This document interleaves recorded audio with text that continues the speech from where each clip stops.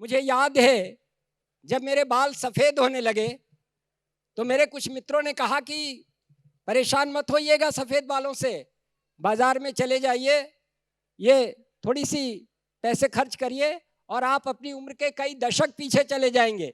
मैं गया भी, दुकान पर चढ़ रहा था और उस समय दुकान से मेरे कुछ छात्र छात्राएं नीचे उतर रहे थे। मैंने उनकी आंखों में झांका और मुझे लगा उनकी आंखों में तो मेरे लिए वही भाव है। मेरे काले और सफ़ेद बालों से उन्हें कोई अंतर नहीं पड़ा और मुझे लगा कि मैं जिन बच्चों के लिए जी रहा हूँ, जो बच्चे मेरी ज़िंदगी है, उनके ऊपर इस बात का कोई फ़र्क नहीं पड़ता कि मेरे बाल कितने सफ़ेद होते हैं। मैं बिना वो लोशन लिए हुए उतर आया और अगले दिन अपने मित्रों से कहा, वो आपसे कहता हूँ, बड़ी मुश्किल से बालों पे सफ़ेदी हमने पाई है। अभी आप एक जवान स्वर को सुन रहे थे, अब आप सुनिए, बड़ी मुश्किल से बालों पे सफ़ेदी हमने पाई है, इसे पाने को आधी उम्र की कीमत चुकाई है। इसे पाने को आधी उम्र की कीमत चुकाई है। और बच्चों, अपने अपने माँ बाप का स्मरण करना, जब सवेरे वो तुम्हें आशीर्वाद देते हैं उनके पांव छूते हो तुम, क्यों? बिवाई पांव की, हाथों के ये छाले बताएंगे हमारी जेब में गाढ़े पसीने की कमाई है। बिवाई पांव की, हाथों के ये छाले बताएंगे हमारी जेब में गाढ़े पसीने की कमाई है। और ध्यान रखना, शब्द की साधना, साहित्य को लिखना अगर साधना है तो उसे पूरी ईमानदारी और उत्साह के साथ सुनना आराधना है।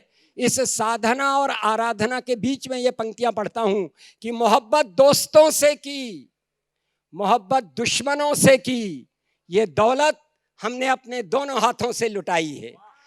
मोहब्बत दोस्तों से की, मोहब्बत दुश्मनों से की, ये दौलत हमने अपने दोनों हाथों से लुटाई है। और यद्यपि आपके इस मंच का नाम हो हल्ला रखा गया है, लेकिन मैं इससे अलग हट करके एक बात कह रहा हूं आपसे। जब कवि सुनने आए तो आप उसकी चेतना और संवेदना से कैसे जुड़ें? अदब से बांचना उसको, अदब से बांचना उसको कि हर कवि की हथेली पे विधाता ने बहुत गहरी हृदय रेखा बनाई है। अदब से बांचना उसको कि हर कवि की हथेली पे विधाता ने बहुत गहरी हृदय रेखा बनाई है। ये मेरी 72 वर्ष की उम्र मुझे इस बात का अधिकार देती है कि मैं समय समय पर कागज को देख लूं जिसमें मैंने कुछ पॉइंट्स लिख रखे हैं।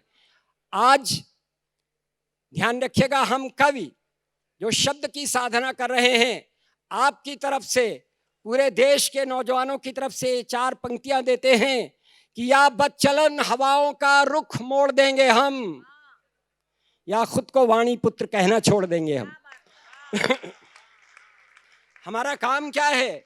ध्यान रखिएगा, हमने बड़े बड़े सपने देखे हैं देश को आगे बढ़ाने के, लेकिन हमारे सामने बड़ी बड़ी समस्याएं भी हैं, उसकी तरफ ध्यान आकृष्ट करता हूं।